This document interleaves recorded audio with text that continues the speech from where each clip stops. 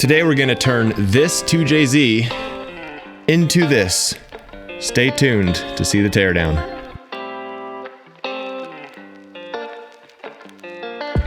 So in the last video, we popped off my 1JZ head off of this 2JZ GE block, and we found that the deck surface was completely destroyed. We can't use that engine without shaving probably 6-7 thousandths off the deck, which we don't want to do. If you haven't seen that video, check out the first video of this series. So then I popped the head off my spare VVTi block, and this one is in much better shape. And today we're going to be tearing apart this block and getting it ready for the machine shop. So I feel like when we were working on this engine and we use the GoPro, for the most part you guys like the footage, so we're gonna do some POV footage here, just pulling out the rods and pistons and crankshaft, and maybe we'll switch to the nice camera halfway through or so. I guess we'll just have to see. I did take apart this VVTi engine and it's in much better condition. We do have a little bit of rust in the cylinder walls. It's very surface level rust, no big deal, as you guys can maybe see in there. You can't feel it with your fingernail, and we're gonna overbore this engine by 20 thou. Anyway, for the new pistons, we're gonna go with forged internals. We're gonna run Wiseco forged pistons.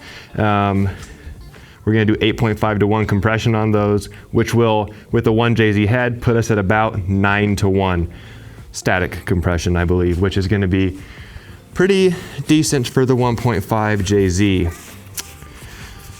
So we're just going to flip this engine over and start taking things apart.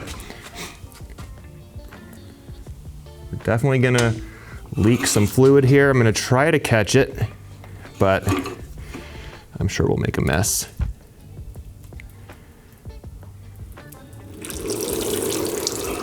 Not bad, caught most of it there. All right, so we were running Toyota Red coolant in this. This engine was extremely neglected, by the way. I'll just show you the camshafts.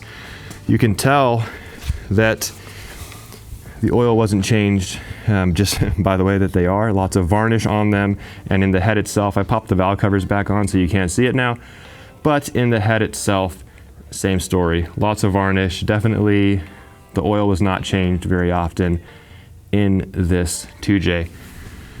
So we're gonna pop off the oil pan. Once we get all this fluid out of here, see there, now we have a bunch of oil coming out. And once we pop the oil pan off, we can start popping off the rods and knocking the pistons out, pull the crankshaft out, and we will be well on our way to having this engine disassembled and ready for the machine shop. Really, once you get the head off and the cams out and all those timing components, there's not really that much left to do. We can pop this starter off as we're waiting. I feel like I was talking about something at the beginning of the video and I completely forgot what it was and never finished what I was saying, but I guess sorry. I'll look back on the footage and see if anything. If I started a conversation about something and it didn't finish it, I'll put it on the screen. I really feel like I'm forgetting something that I started talking about. I just picked up one of these electric ratchets that I've been really putting off for a long time because I felt like they were useless. Because, I mean, you have an impact, why do you need one of these? But when they're only like $54, I thought, what the hell, might as well pick one up. And apparently you can break bolts free up to 100 foot-pounds with one of these too, so you can actually use them as a normal ratchet. Pretty cool. Should save me a lot of time. Get this starter out of the way.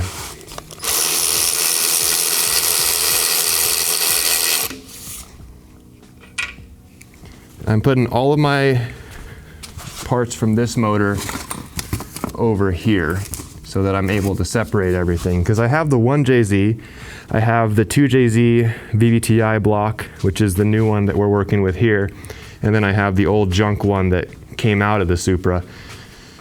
So I have to keep everything separated so that I know where everything goes. We can pop off these knock sensors too, pop off the oil filter housing, the engine mounts. We're going to take off anything that we do not need before it goes to the machine shop, of course, which also means we need to pop off the oil pump and everything else up here. But we're just gonna start from the oil pan. We will make our way forward, essentially.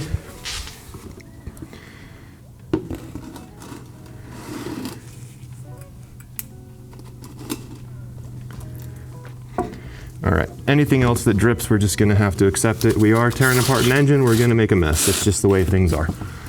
Right, I just have massive OCD and like to stay clean. Looks like we went mudding in the GS300, eh? 10 millimeter. All right. Extensions, I think I put them in here. I just picked up this service card from Harbor Freight too. You know, you can talk trash on Harbor Freight all you want, but for your average at-home mechanic, you really can't beat it.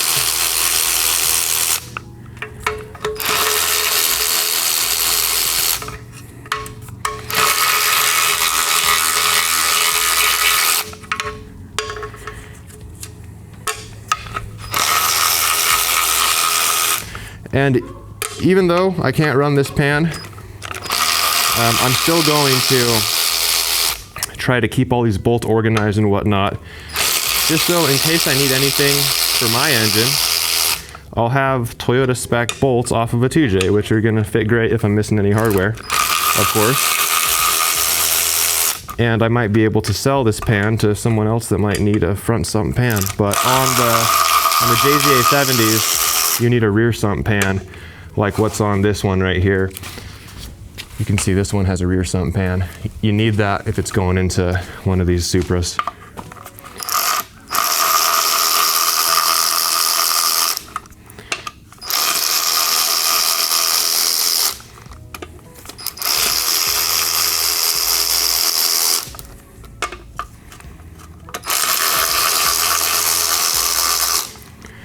Now the chances that I am falling over my stand. I don't know if you guys could see that. I tripped over the edge of the stand. The chances that this oil pan just pops off, in my experience, pretty low.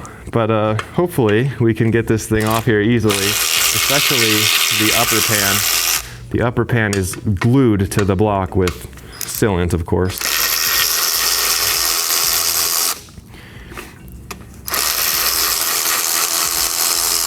I'm also going to need to buy a puller for the ATI pulley on my other block over here. I do want to run that harmonic balancer on this new engine, of course, but you need a special tool to pull off those balancers so you don't mess them up. I should probably also check that if ATI has any documentation to make sure that that thing's in spec and everything's good. I got all these. All right, let's go ahead and put these in a bag. And we'll mark this too, just so we know what it is, of course. All right, my pen is over here. We will do 2J VVTi oil pan. So I have my parts I'm gonna use, like my intake bolts and my ARP head studs and everything that I pulled off the engine that was in the Supra, and now this one from the donor block. We're just keeping everything so we know where everything is, and I'll just put those on this side of the table just to keep everything nice and clean. These are the starter bolts. We can just put these back in the starter. And this will prevent us from losing anything.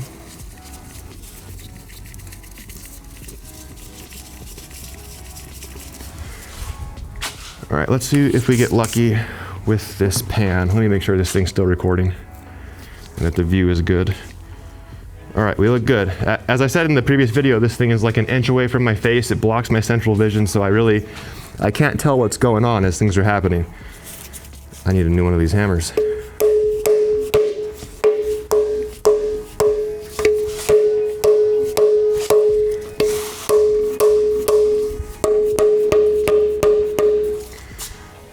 I don't want to pry up on it because it's going to bend that flange.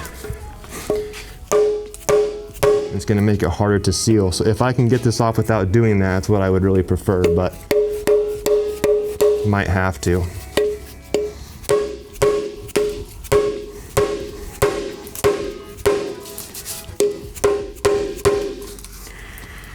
All right. We will take a very light approach to this. I need something that's wide. I don't want to use any of that because I'm going to bend the pan.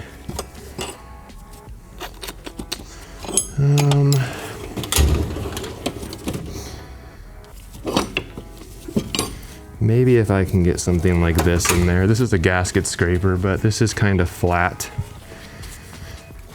We'll start with, I guess right here.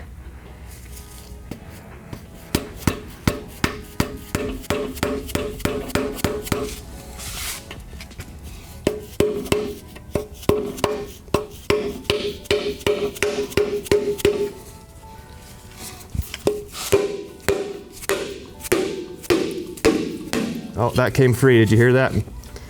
That sound that it just made, how I got kind of hollow. We broke the seal.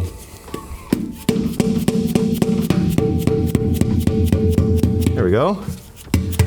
It's kind of nerve-wracking doing this live with the camera on my face because you get to see like the real world time stamps and stuff, right? You can actually tell without editing the time that things really take. It puts it into like a realistic view. So I was thinking to myself, I'm gonna bore these guys with like 2 hours of trying to pop a pan off. Or normally you would edit something like that into just the final blow where you get it free.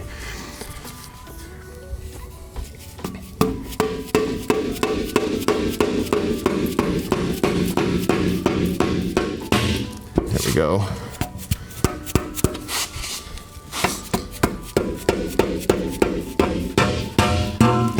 It's off. Cool. Whoa. Definitely had some water in there. I mean, we could see it in the cylinders too. In the cylinders we had some rust on the cylinder walls, which would mean that water got in there at some point. All right, we have our pickup tube. We do have bolts that hold the pan from the inside, as you can see here and here. And here's like a lot of that varnish I was talking about. You can really see it there in the pan. Just that dark color. See, when you can wipe it away, it gets a little bit more light. It's just the oil wasn't changed often in this motor. Hopefully the cranking rods and everything are good. All right, so we'll pull off the pickup tube. We'll pull off this windage tray, and we'll start working on getting off this upper pan.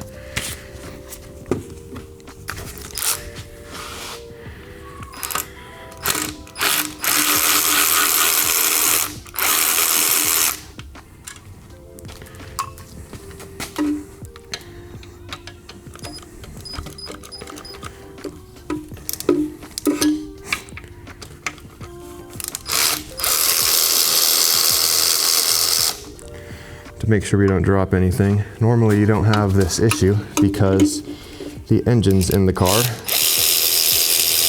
and you can't really drop it when it's in there because you would be dropping it on your face, not into the engine pan, because you would be under the car. All right, pickup tube is off. I'm gonna go ahead and just put this stuff on the bench. I'll put these bolts back, or these nuts and the one bolt back, so that we don't lose them. And any, organization or anything that we need to take care of after the fact, we will. But this will just keep things in a nice, organized manner as we're working on it, so we don't have to waste all of our time trying to set things up right now.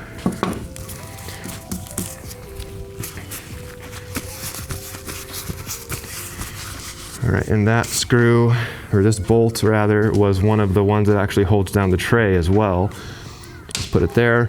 We do have the oil sensor. It's gonna have to come out. That's held on by 4 10mm. Take that off with our new tool here. Love this thing so far, it works great.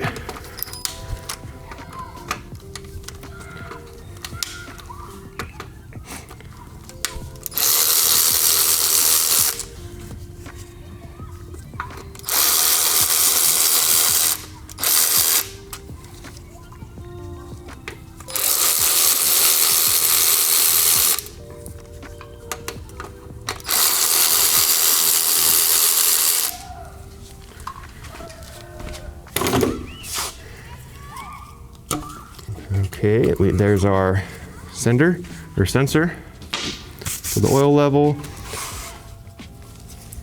We will put these back as well.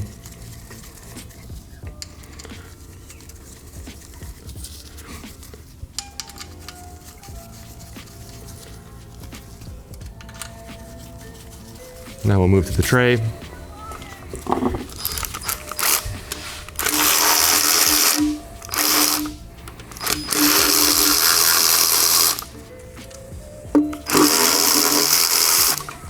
Man, this engine is nasty.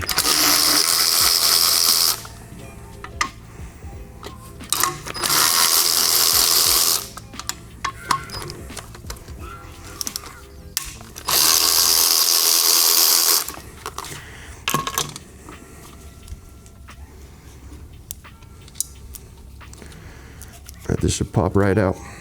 Yep, no problems. This upper pan's the same thing as the Land Cruiser engine, the 1FZ. It actually acts as a crank girdle, or not crank girdle, a block girdle. Adds a lot of strength and rigidity to the block itself, which is pretty cool. Definitely something Toyota thought about when they were building these engines. I don't know if Toyota knew the 2JZ would be what it, ended up being, but I mean, they made all the right choices when they did it, right? It's just so basic. Look at all that water in there. That's not good. Oh, it's oil. Dude, that scared me. I was like, that's all water? But it's oil. It's just very, very thin. I can't smell it because the GoPro's and it's right in front of my nose. See if I can try to do this. Yeah, that's very, very thin oil. As I said though, they didn't change it. It could have just been in there for literally years. All right, this goes here. While we have it here, I'm gonna go ahead and flip the engine over and get all that oil out.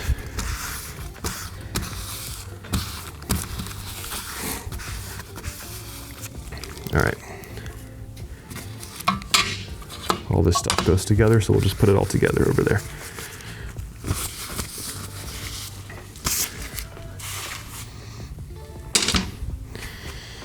All right, let's go ahead and put this here, and we'll drain all this oil out of here.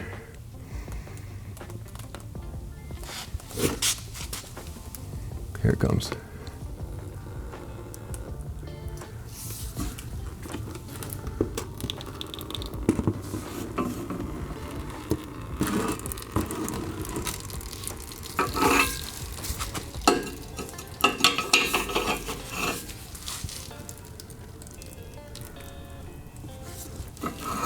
Yeah, that oil is so thin that I thought it was a bunch of water on the bottom of the block. It really scared me, but yeah, it's just really thin oil.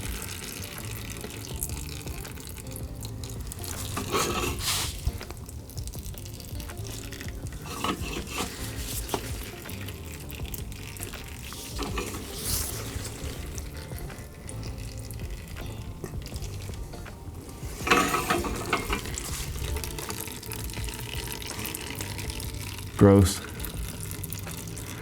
Yeah, look at that. They just never change the oil in this car. Well, I guess while we're letting that drain, we'll start popping off some of these oil pan bolts and start cracking those down. Those are 14s and 12s. The big ones are 14s, small ones are 12s, of course. As if that wasn't obvious. What an obvious statement I just made. 12s and 14s. Okay.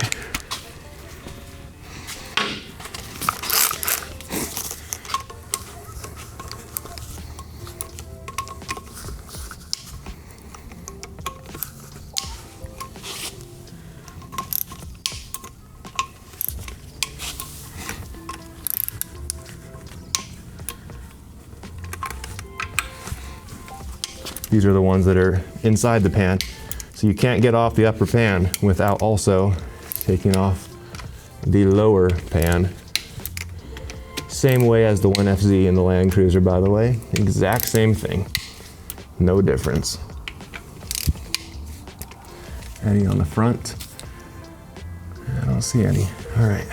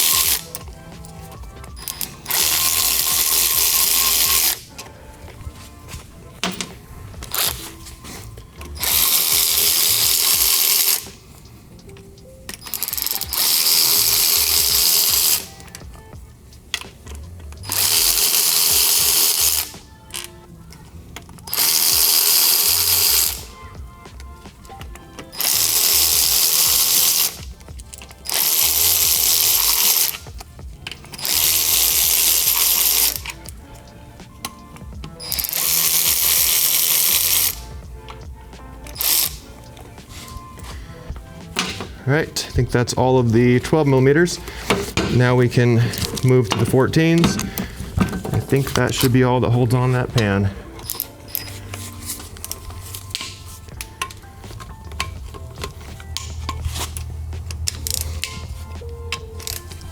Anything inside the wings? Oh, there's one here. It's hiding.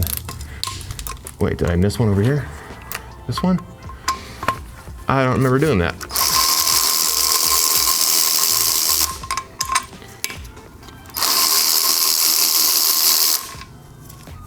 These are the same length. These ones on the back might be longer.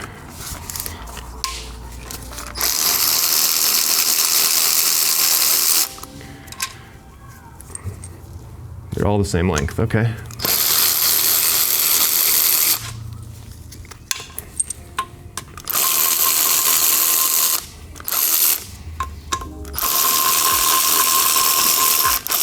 Ooh, that one's kind of rusty. Okay, so I guess, Toyota makes it pretty easy. All the 14s are all the same length, and all of the 12s are all the same length. So, yeah, nice and simple for us. Just put those all in a bag and get them out of the way. These will be, we'll put them in the same bag as these ones actually. Why make a new one? They're easy to distinguish. Smaller ones are the lower pan, and the bigger ones are the upper pan. No real way to mess that up.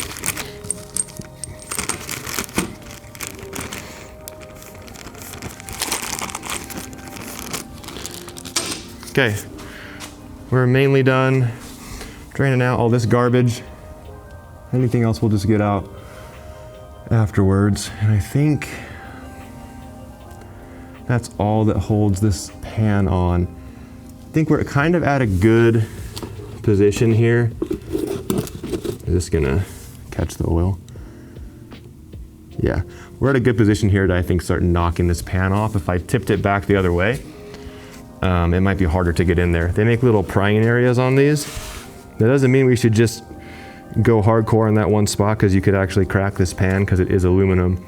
So you gotta be careful. We gotta make sure we don't hammer on this wing here. That'll absolutely crack off. We just need to focus on the strong parts of this pan and try to take it off. I guess we'll see how it goes. I'm just gonna start off by giving it some wax.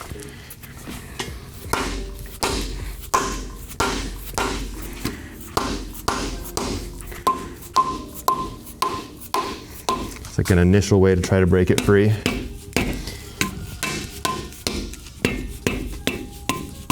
Okay, and then we'll start actually trying to pry this thing off. This is not gonna fit in this hole. Okay, let's get the right tool for the job, which is gonna be a smaller pry bar like this guy, or a flathead like this guy. Hopefully this doesn't give us too much trouble. This could really end up sucking a lot of time. Oh, it came off. Wow, that is not something I am used to. On the Land Cruiser, this was a huge deal. This took like an hour to pull the pan off.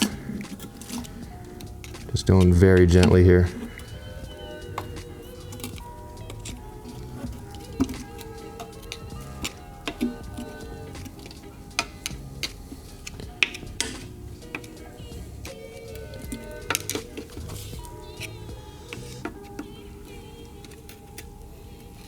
Okay, well the back is off pretty well.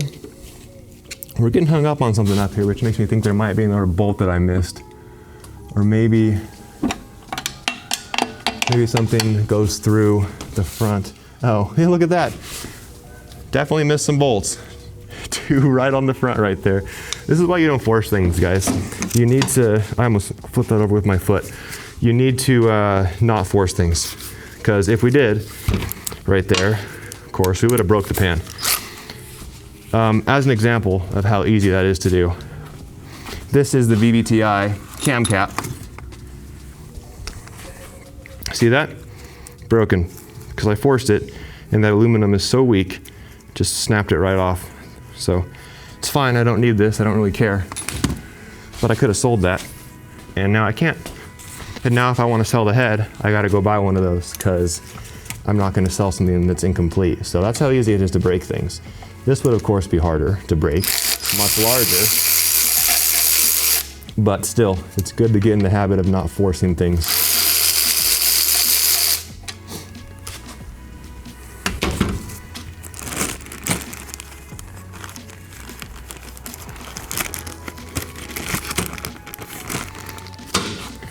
Okay, I think this will come off now, so I'm gonna flip the engine upside down again.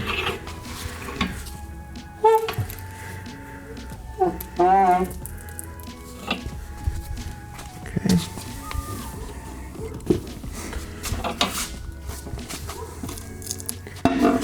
It came right off. No problems at all. Nice. Okay. Not bad. That was really easy. I'm just dropping all this dirt into the engine. Jeez. It doesn't matter because we're taking it apart, but you don't want to do that. I'm kind of surprised how easy this thing came apart. I'm not used to that when it comes to these huge oil pans that are basically glued on for 30 years with a bunch of RTV.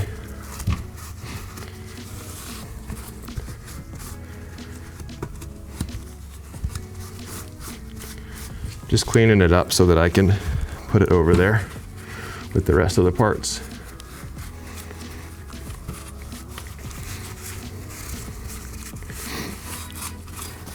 Okay.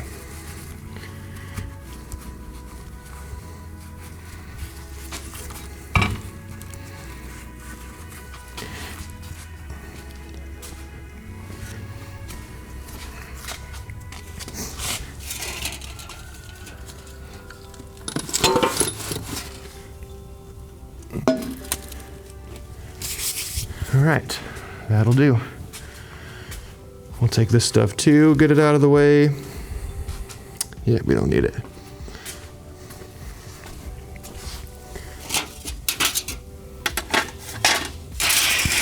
Where did I put the other oil? Oh yeah, I forgot that I put it there. I might reattach that to that and then just put everything back together so it stays as one piece, and I can sell that because I don't need it. But I'd like to clean it up before I sell it to anybody. Okay, so now we're at the stage where we can start pulling the rods and pistons out. I do want to mark these so that we know what went where. And I'll probably mark the top of the piston actually. So back over she goes. Oh, we got some rust coming out of that hole. Oh, we're gonna leak more oil out.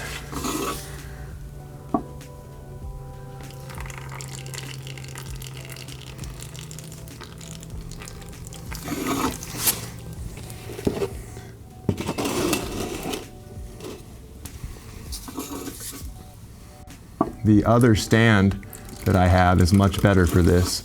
that one because it has the center area where you can put a huge drip pan. These kind of ones you get from like Napa or Pet Boys or whatever, they kind of suck. That one's from Jegs. Really good stand. What we're gonna do is once we get this back and we're building it, we're gonna move this to that stand and put that one on this stand, since this is the stand where the not good motor goes.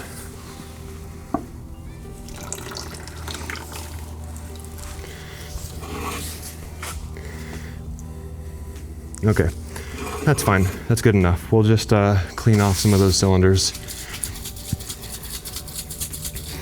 and mark them real quick. Or pistons. I have a massive habit of calling pistons cylinders.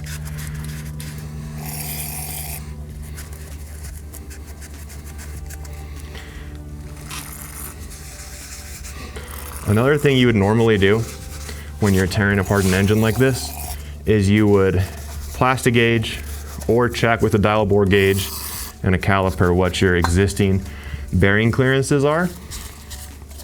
But we don't care because we're switching the pistons out and the rods out and the bearings and everything to forged rods, forged bearings.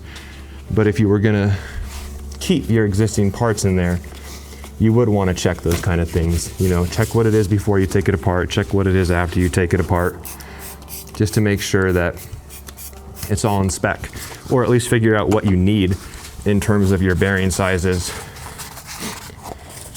or if you need to, if you can keep your standard size pistons, all that sort of stuff, you know. But as I said, when you're building it and actually going with an overbore anyway and everything else, it doesn't matter quite as much. The Toyota pistons have a little dot on them to signify what forward is. See that dot there, that one there, this dot here, and that's gonna show you what the front of the piston is, and that's how you know what way they go. The rods are also directional.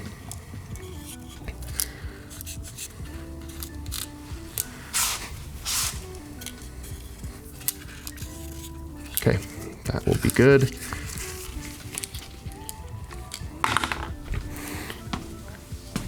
We can flip this guy back over.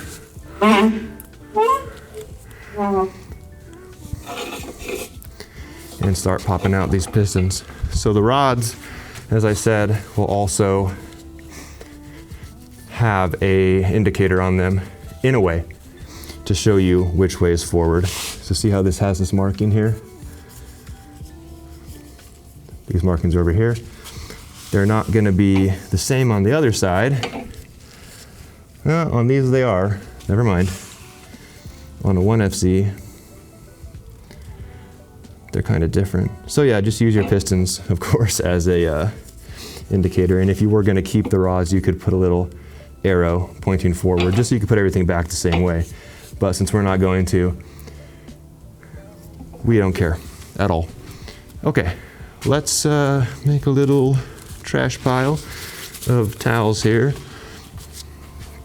And we will start popping these pistons out. I'm gonna turn the crank until, you know, each one pops up, and then just take out the one that's at the bottom of its stroke to make it easier.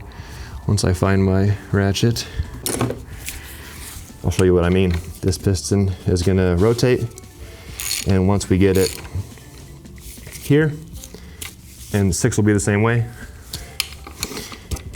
we'll pop this out now. And that is a star, or 12 point, probably a 12 millimeter.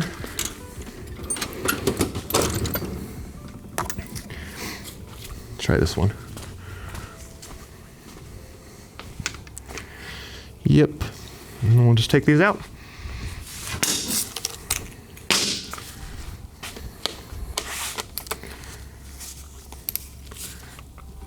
Oh, tight. Okay, this is not the right tool for the job. this is. And for some reason my battery's over here on the floor.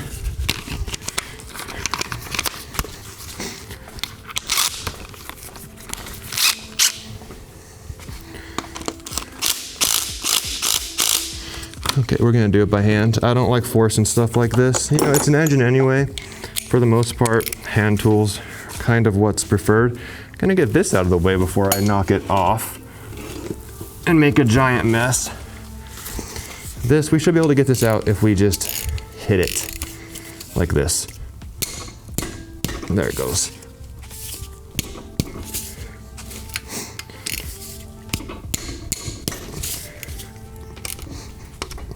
Okay, do the same thing for number 6. You can see we're actually turning the crank at the same time because these things are tight.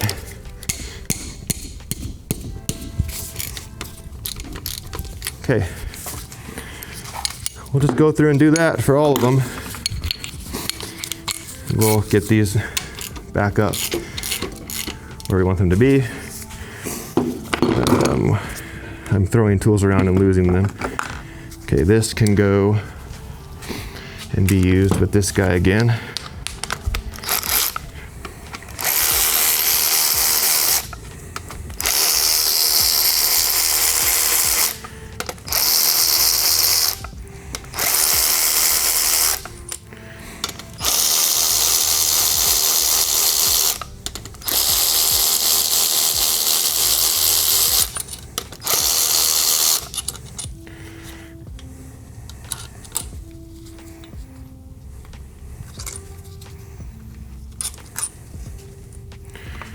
All right, and now for getting these out, I really like to keep things together. That's why I'm putting them like one bolt there, one bolt here.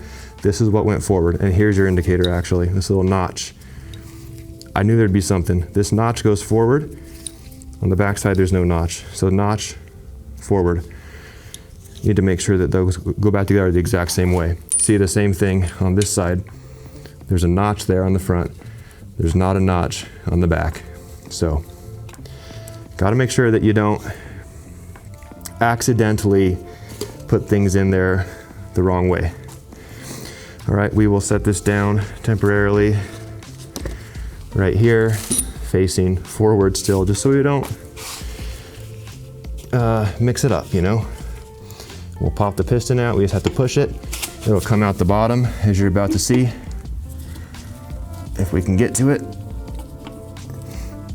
All right, we might need this guy, just kind of persuade it.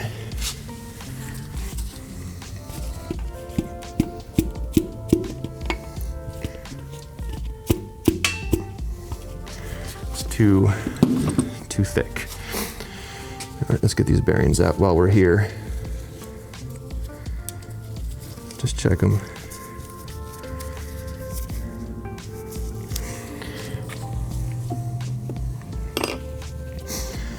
I need something to pop that guy out of there. I can't get it with my hands, and my tool's too fat. We've got to be careful not to hit the journal on the crank or anything while we're pushing it. This is all very easy to mess up and not something that we want to do.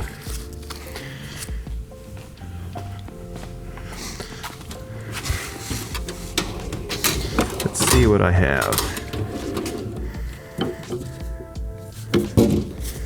This might be skinny enough to get in there.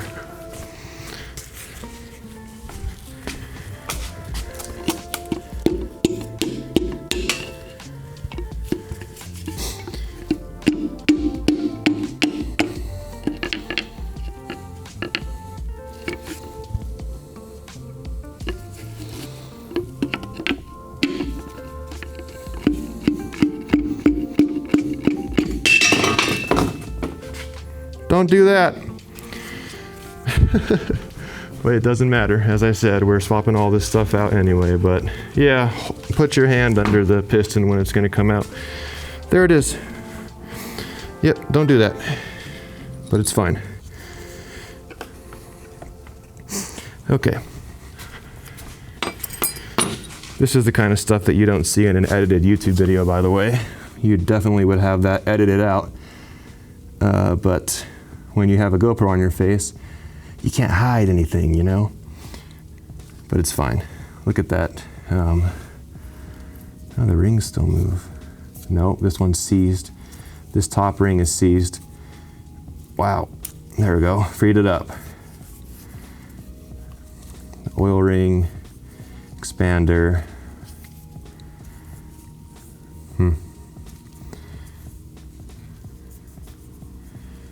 Okay. So let's clean this thing up real quick. Pop the bearing and the cap back on it, and we'll do the same thing for the other 6, and I might speed that up because it's going to be boring. Where's my spray bottle? Let's take a look here at these bearings.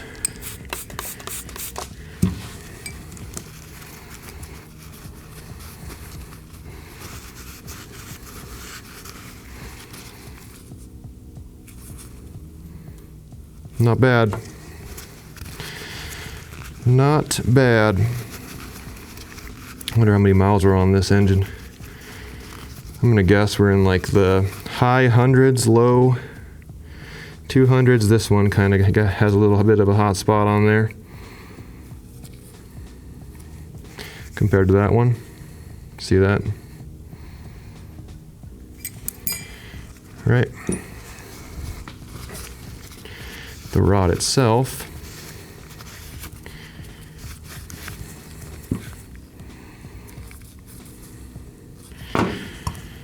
the cap,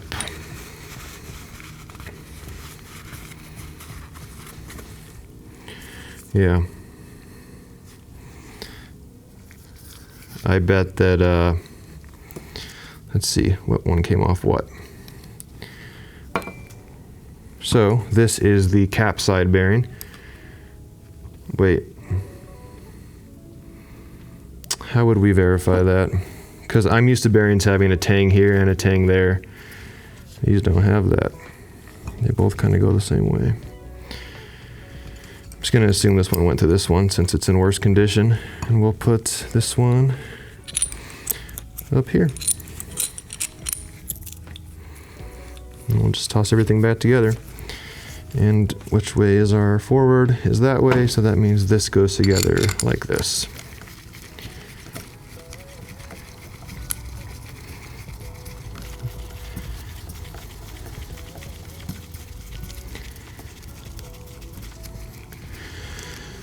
All right, so no more dropping pistons. Let's get the rest out of here cleanly without incident.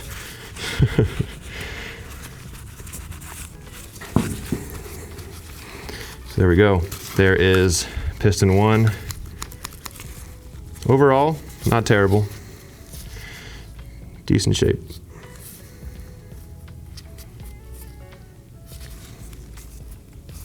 I'm just looking at this gap right here.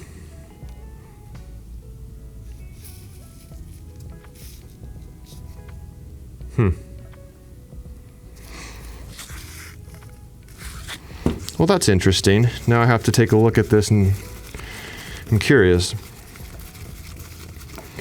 There's a little bit of light I can see through that rod side bearing, or the piston side of the rod, and not the rod cap is what I'm trying to say here, which I find interesting.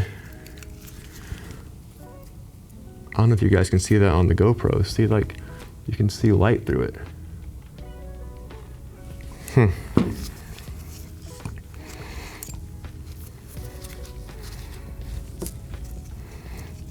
If I switch these bearings, is it the same way?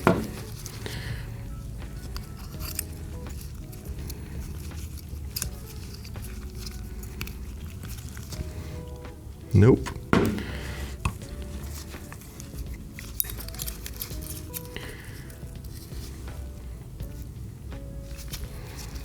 Interesting.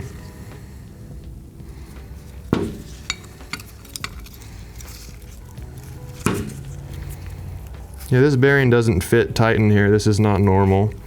Like, this is supposed to at least, like, that's not supposed to happen. So, and we have the same air gap in there with that guy. Yeah, that's really interesting. I wonder if something was messed up with this rod bearing.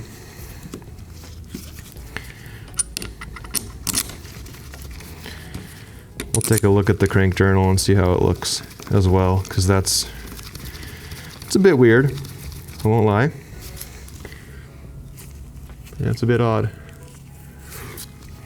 Maybe it just needs to get tightened down all the way.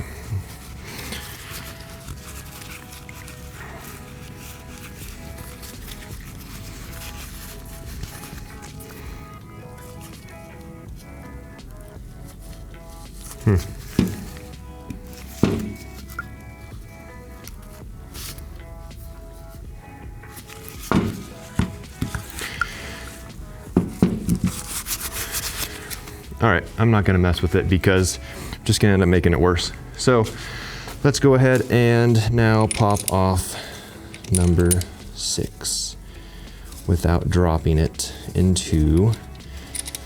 onto the floor. Okay, this bearing. You see how that one clicks in there? Look at this. When you put it in there, you have to click it. Like, it doesn't just loosely fit in there, it stays in. See that? It doesn't fall out. It's not how that one is on cylinder 1. Which is why that kind of stands out to me as weird.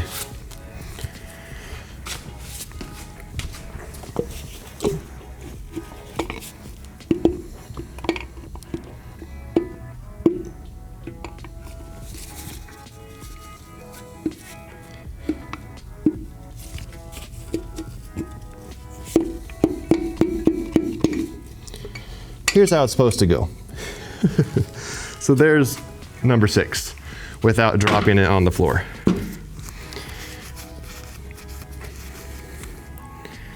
The bearings aren't bad.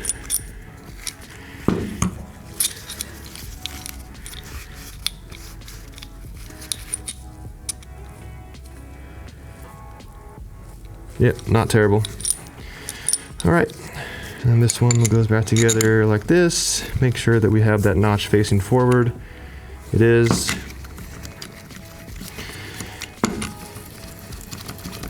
Kind of want to check the rings on this one too, see if they're seized like cylinder 1 was, or if these ones are still kind of freely moving in the ring grooves. Look at those little baby VVTi rods.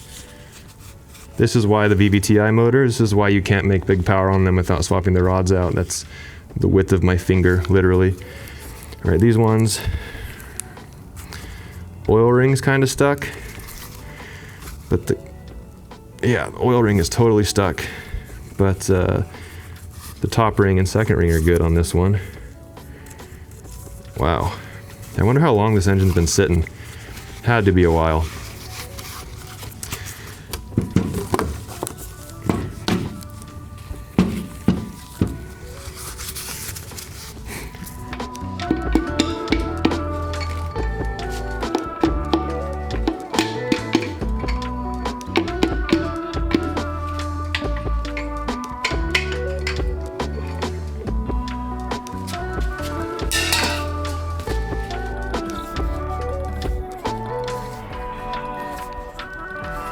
Someone's shooting outside, not sure if you guys can hear that.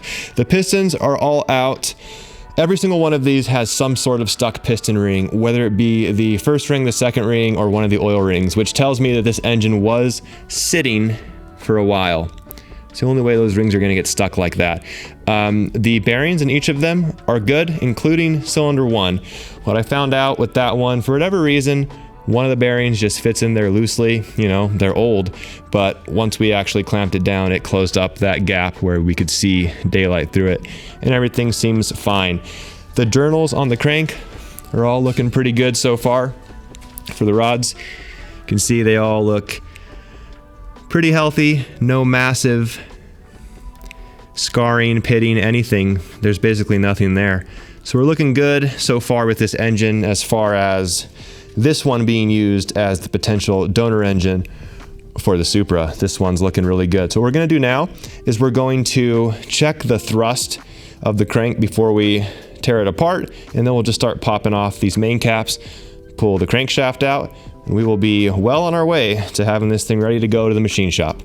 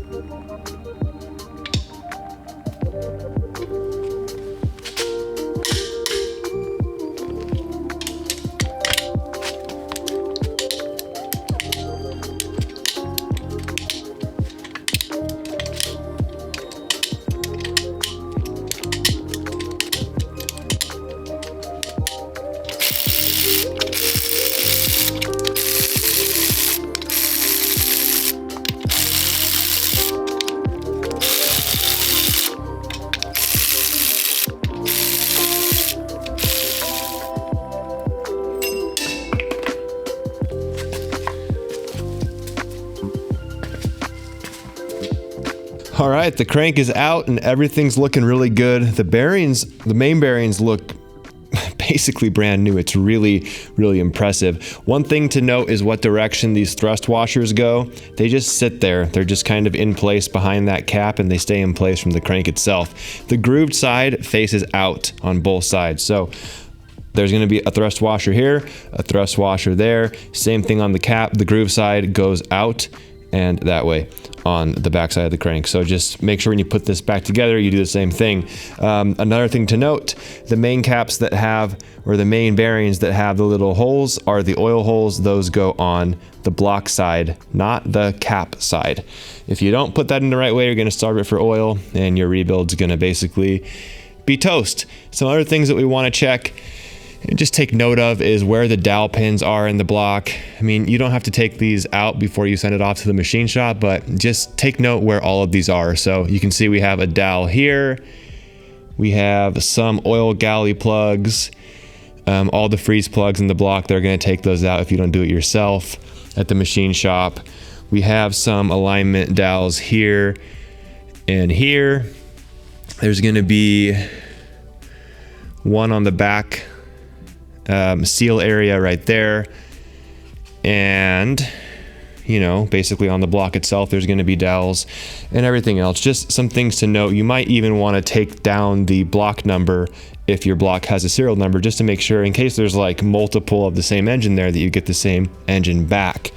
So taking a look at all of our internals here are our main caps. Take a look at these bearings. Beautiful. Looks brand new. And then the actual crankshaft itself, all the journals are looking good. No issues that I can see just off of looking at it. The machine shop, of course, will inspect this, and if anything is required, they will go ahead and do that there. But this crank is going to be good. Can tell just by looking at it. Looks great. Obviously, the pistons and rods, we're not going to use those, so it doesn't matter. But we do have a good block, very good compared to this one, which again, if you have not seen that video, check it out. We're gonna where we pull the head off of it and we actually look at the block surface. It's bad. It's no good. I didn't record the rest of the small teardown that was left on the engine, but here's my engine ready to go to the shop. Just a picture of basically how much further I took it. I have the block completely torn down, the core plugs removed, all the O-rings removed, all the bolts are taken off. I have my cylinder head, my cams, rods, pistons, piston rings, the crankshaft, and everything else I need to bring with me as well. You can also see that I have a head gasket there, and that's because we're going to be using that as a template to do the oil port mod on the 1J head for the 1.5 JZ build. So that's going to be it for this video, guys. I'm really trying to get this Supra back on the road. I want to have fun with it and be able to drive it this summer. So we have all this work to do to the engine and a bunch of other work we got to do in order to get that done. So I got to go inside, buy some parts. I'm going to wrap it up here. Thank you guys so much for watching. Subscribe to the channel if you're not already. Give this video a thumbs up if you enjoyed it, and I'll catch you guys in the next one. Later.